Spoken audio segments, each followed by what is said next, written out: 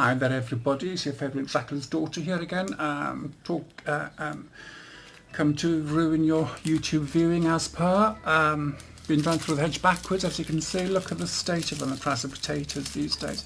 Now this is my third instalment, of third time of making this video, because I come out with a sentence which just come out with no intention, no bad feeling behind it or anything, and it actually offended me after I said it, and I thought, no, I can't post that video. So that's just horrible of me to say it, and it just literally just a slip of the tongue, and it really was a slip of the tongue. And it was about these. I've got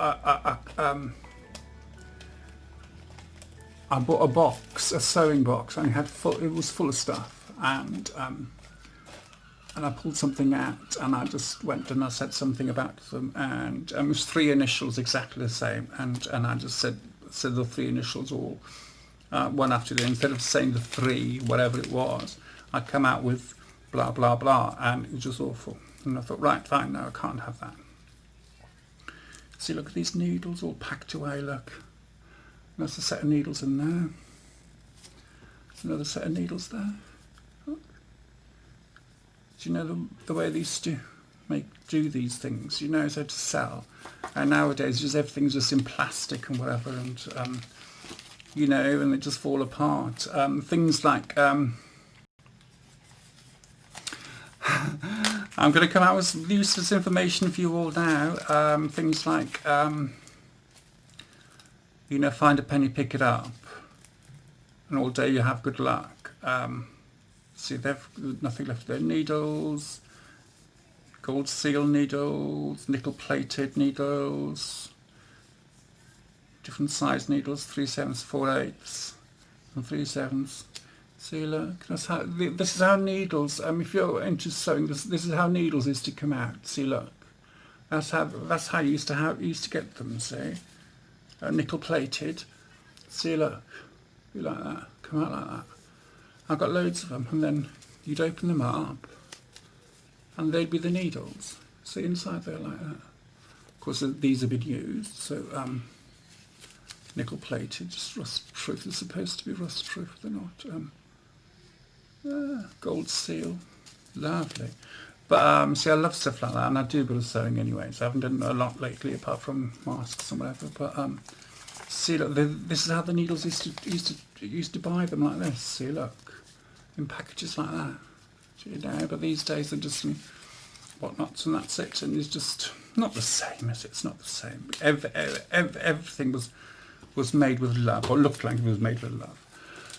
But anyway, so hope you're all okay, and I've got a couple of new subscribers. Thank you for subscribing, and I hope you do enjoy my videos. Even though I talk a little twaddle most of the time, and talk a little nonsense and whatnot. So, you know, if you think that people will enjoy that, just share everything. And see, look, an eye for a, what's this? Oh no, it's a joint thing for an elbow joint, I think it is. Yeah, well, there we go. I don't do cuddly toys, anything like that. But yes, so I do have a couple of new subscribers. Thank you and hello. Thank you for subscribing. And if you think that, if you know of anybody who might enjoy watching me talking rubbish, or carrying on and on and on about stuff, please share me with them. More than welcome to, and get them to watch or whatever. And I'd still like to thank a few people that have reached out to me since my not my last video, the one before, about my child abuse, childhood trauma, basically. People have been reaching out to make sure that I'm okay, which is so lovely of them. And yes, I am okay. Mad as a hatter. And I am mental because I've got a certificate that says I am. But you know, so my last video was carping on about things in my past again, and I'm thinking, oh, give it a rest, Tony. Give it a rest, love. Give it a rest. The past is the past.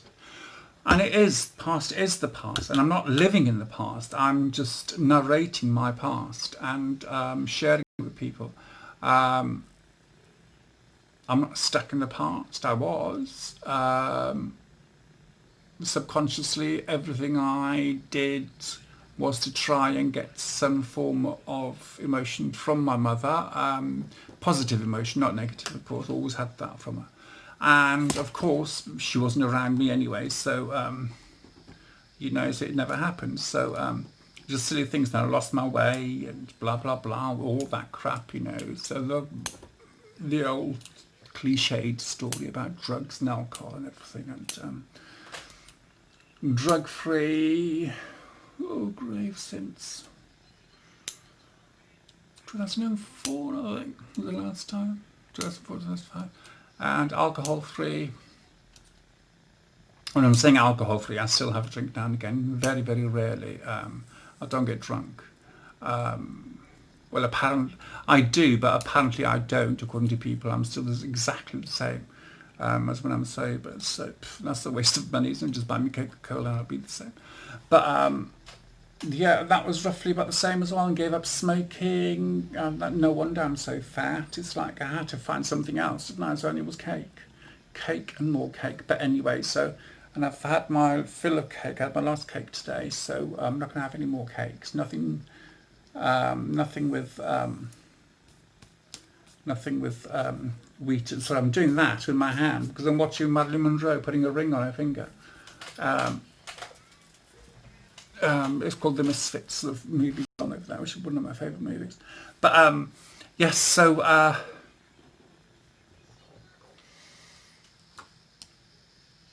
what was I saying?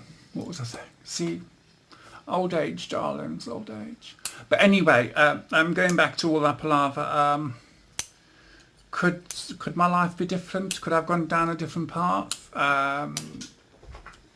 Did what my mother did to me affect my life? Probably, possibly, and I think yes.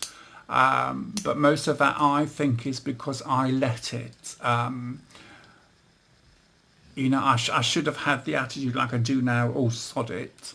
I should have had that attitude then and gone and done the stuff I wanted to do then. I've always wanted to be a psychologist or a counsellor. I looked into it decades ago, and didn't do anything about it, but I've started now. I'm halfway through doing my BA in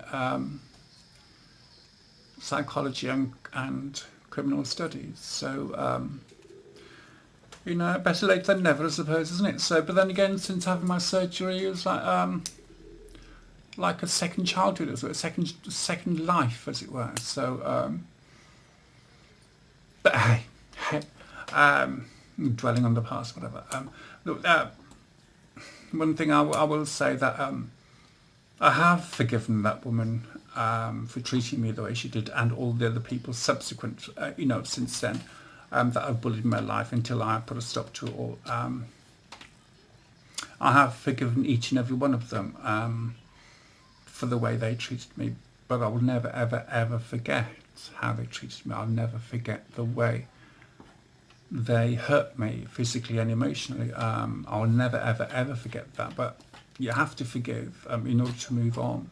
And I've done that. And I am moving on very slowly, but I suppose I'll get to where I want to get on the day on my deathbed, and then I'll just drop dead on that day. So, but at least I would have got there where I wanted. So, but one of the things I wanted was to be a tranny, and here I am, a trans woman, and with the biggest boobs in Christendom, and just buying that top yesterday, those two tops. Oh, I haven't told you, have I? No, I haven't. I bought these two tops yesterday. Size 20 in a charity shop, because I've decided if I'm going to buy new clothes or any more clothes, it's on charity shops only, to stop this footprint, carbon footprint, and help stop sweatshops, children being forced basically modern day slavery, to make clothes, just fit us like Primark or whatever like that. So, and some designers as well use them. But anyway, so I still go to TK Maxx because they've got lovely stuff there, but they are stuff that no one would buy anyway, would have bought when it was in season. So it would have either gone into landfill or whatever. So basically, TK Maxx is just an upmarket thrift store, I would say. Thrift, because they're not a charity, are they? So it's a thrift store. But I went in there yesterday, first time in 4 months. It was like going home again. I was walking around with my little mask on because I had to go and get my prescription and wore my mask. And of course, the mask I had on, I made out of linen, old linen, antique linen, and of course it's really thick. So I was sweating like a glassblower's arse, and it was just horrendous. And I had the mask on, and then I had my headphones in and everything, and I was like looking for a thing called Skinny syrup, and it's a sweetener that you can add to your ice creams or whatever like that, and it's 0 calories and 0 sugars, and I have it in my coffee, and it's gorgeous. It really is gorgeous. I use that instead of sugar. I haven't bought a bag of sugar in 18 months, so I'm well chuffed with that. It's that part of my diet I'm well chuffed with. I haven't bought a bag of sugar for 18 months. I've bought sugar substitute. It was when I made up, and I'm still using it in my coffee every morning with double cream. I used to drink black coffee with 3 sugars, and now it's just coffee with double cream and about 3 or 4 drops of sucralose, which is a sugar substitute, and it's 500 times sweeter than sugar, and so basically 1 drop is basically half a spoon or maybe a whole spoon of sugar. It's so sweet. So but I can't drink coffee black now without. I can't drink black coffee without sugar, and I can't drink black coffee with that sucralose because it tastes awful, really horrible. It just changes the taste of the coffee. Oh, pardon me. But if I add some double cream to the coffee, it is gorgeous. It's lovely, and that's what I have. That's my breakfast every morning usually, and it fills me up until, well, it fills me up, and then I'm not hungry. Sometimes I'm not hungry for the rest of the day. If I drink that 3 cups of that a day, I'm fine. And but I have a strange thinking with food anyway. I've got a strange relationship with food anyway, and it's not good. It's not good. It's when I was a kid, I think it goes back again to that woman that gave birth to me. I think deep down, psychologically, part of my PTSD maybe, when I was a kid, I had to be watched at school, or secondary school, to make sure I ate, because I wouldn't eat anything at home. And it was my being rebellious, I suppose.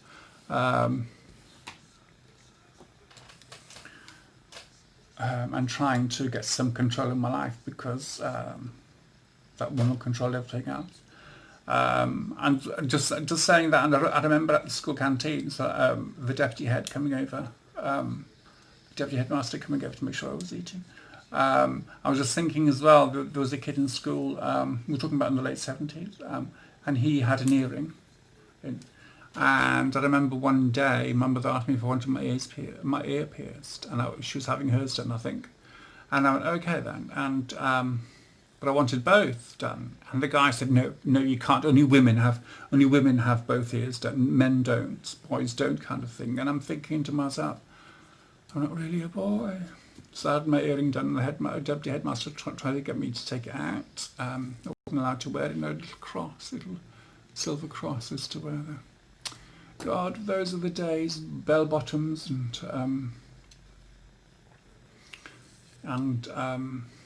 thingy shoes, platform shoes. Oh, grief. I had these pale baby blue trousers that were really tight, high-waisted. I had 4 buttons up the waist. So now I'd be wearing them right under my boobs.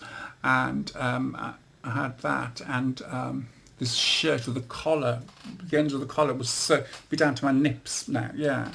And these platforms, they were huge. The platforms, they were brown and cream platforms, and I felt so good wearing them. I looked awful. But hey, those were the days. I was trying to be fashionable. And I remember my great auntie had a pub, and I remember she asked me when I was 16 if I'd like to help in the pub, and okay then. And so I bought myself a nice shirt and a nice pair of jeans. The jeans were really tight, and the top was really baggy, very girly looking. So I wore those, and I said to her, "Oh, the jeans are a bit tight." She told my mother wouldn't let me wear them again. I'm going, "No, they're fine, because they're called drain pipe jeans, which are back in fashion now. I don't think they've ever went out of fashion." But so, and she was one of the nice people in my life. I watched my first ever episode of Doctor Who at her place, hiding behind a wicker chair, and she said, "I'll turn it off." And I'm, no. Still watch it. I'm still to this day. I'm into horror, and even though you might hide, I might want to hide behind my hand, go, "Oh God, no, I can't watch that," but I'll still be like that, So through the slats of my fingers, through the gaps of my fingers, watching it. But yeah, so Doctor Who I watched, and when I was 13, I ran away, tried to commit suicide or whatever, and she basically, I went back to hers after I was found, and she made me a few sandwiches and a cup of tea and everything, and just to help her cook and whatever, and I think I got my love for cooking and baking from her, because I used to help some make lemon curd and help make butter, even though that's not baking or cooking, but she had a couple of cows, and we used to milk and everything, and we used to drink milk not straight from the cow, to go through this cooler thing and filtered and whatever, and then we drink it, and with an egg in it and whatever, and no wonder I'm so tall. But things like that, so my childhood wasn't all bad. It really wasn't all bad. It was just part with that woman when I was, so it was just her really, but everyone else treated me like a human being, like a person. And one thing my great auntie wanted me to do was sing, because when I was younger I had a really good singing voice until my voice broke and I couldn't sing anymore. So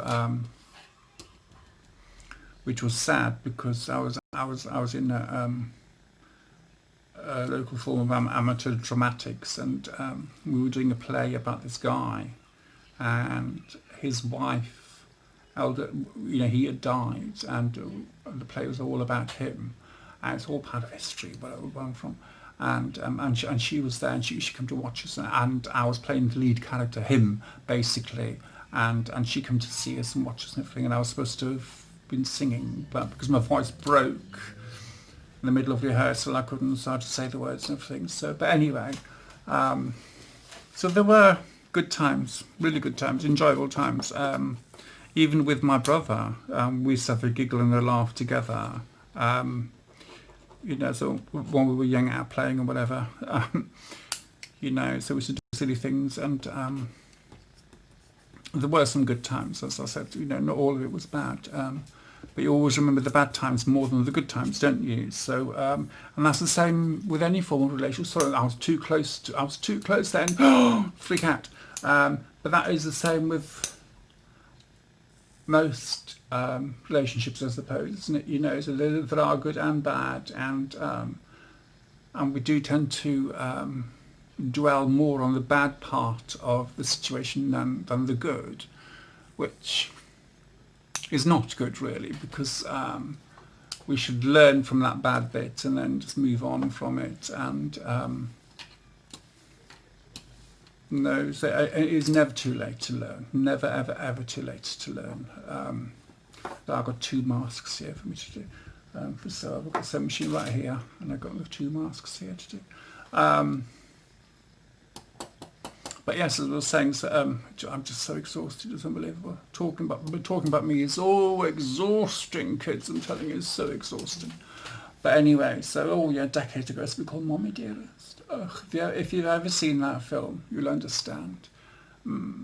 Faye Dunaway as her, yes, Joan Crawford. But yes, so I was always called Mommy Dearest. So I was thinking about that yesterday, Mommy Dearest, because somebody walked past me that reminded me of somebody from my past, and one of the good people's people from my past, and I thought, oh, if I did see him again, I'd just shout him, so always Mommy Dearest. I need to remember, most probably, because I was Mommy Dearest, and so everybody used to call me Mommy Dearest, and yeah. So, but anyway, so enough of me whittering on and on and on. The moral of the story is, yes, people can do bad things. Yes, people can affect your life, but it is down to you how they affect it. If I knew then what I know now and understand now through doing psychology and everything, the way my mother was, I most probably would have done all this decades ago, and I'd be up there now somewhere, earning loads of money and making a name for myself. But hey, so we live and learn, don't we? So basically, don't let the attitude of others stop you from being yourself. It is very difficult in life anyway to try and be yourself, but once you decide to do it and go ahead, it's a wonderful feeling, because you just, okay, fine, no, this is me, and if they don't like it, they can sod off. And that's been my attitude, especially since after my surgery. It's just all come, before then it was like, oh, I hope they like me, or do they like me, don't they like me, or whatever. And now it's like, if you don't, you don't, unless they're friends, and so close friends, and I'm thinking, well, do they really like me?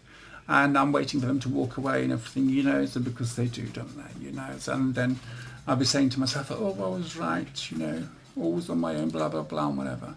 But hey, so these little things, that's why I'm on so much medication and PTSD and everything. So, and of course, I've got other things wrong with me now as well, because I'm getting older, kids. So it's affecting my daily life, daily routine and everything. Like yesterday I went out for the day, and today I'm just so exhausted. I've been out shopping this morning, and that's virtually killed me. And, pardon me, the lethargy and the exhaustion comes with parts of my mental health and part of my PTSD, actually. You're just really, really, really constantly stressed, constantly on tenterhooks with people, constantly on alert, like a wild animal, I suppose, so constantly alert, looking out for any predators and everything, and I'm like that all the time. And of course the stress hormones affects the body, and that can come out in stuff like arthritis and whatever, which I've got osteoarthritis all down my left side, so my left side's getting weaker and weaker year on year. And but one thing though, my eyesight hasn't changed over the last 3 years. The last time I had my eye test was last year, and they said there's a slight improvement, which was nice.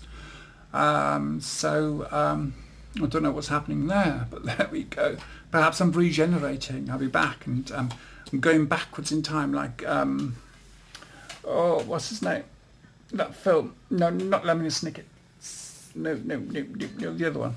That was really old, and you regress back to childhood. That one.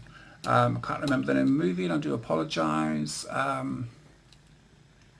But anyway, look, I've been wittering on for 25 minutes about stuff and nonsense, and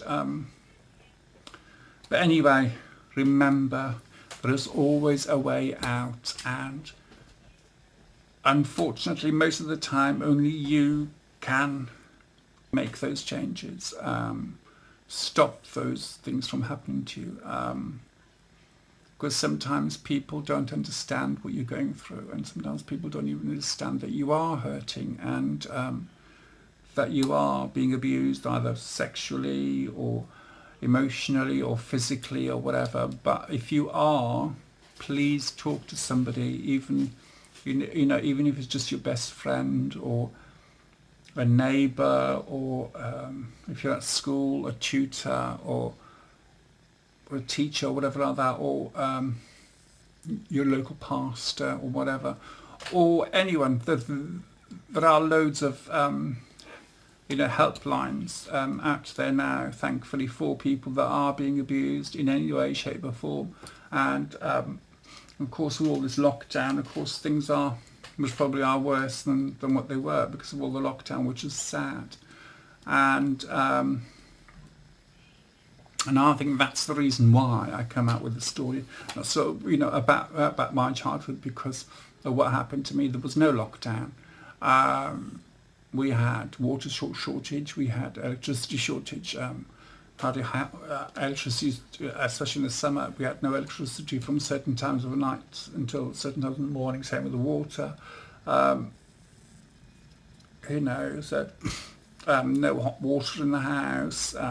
We had to wash in cold water all the time, and yeah, been through it all, kids, been through it all.